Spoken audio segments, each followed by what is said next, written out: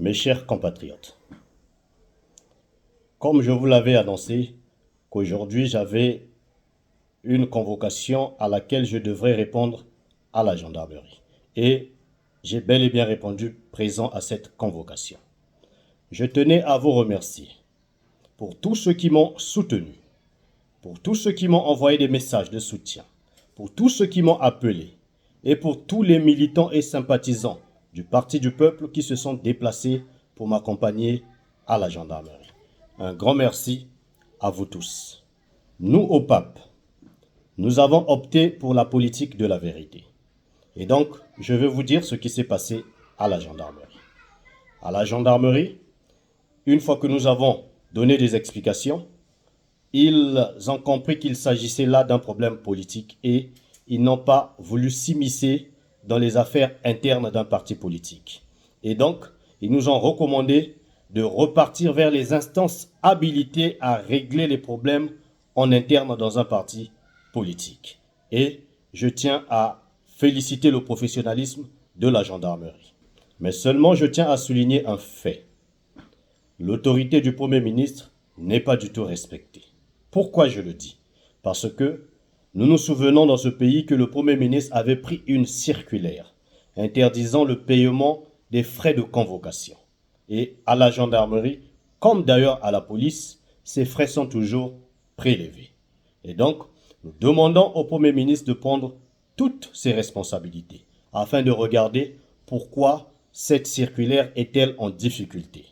Si c'est le budget de fonctionnement qui n'est pas suffisant pour pouvoir assurer les affaires courantes de la force publique, nous demandons au Premier ministre de regarder la possibilité de revoir à la hausse ce budget. Mais si le budget est suffisant pour la force publique, c'est-à-dire la gendarmerie et la police, si le budget est suffisant, que le Premier ministre prenne toutes ses responsabilités afin de faire interdire le paiement des frais de convocation, parce que c'est un véritable casse-tête pour la population. Aussi, par la même occasion, je tiens à interpeller le président de la République. Monsieur le Président, nous vous appelons à la sagesse et à la haute responsabilité qui est la vôtre.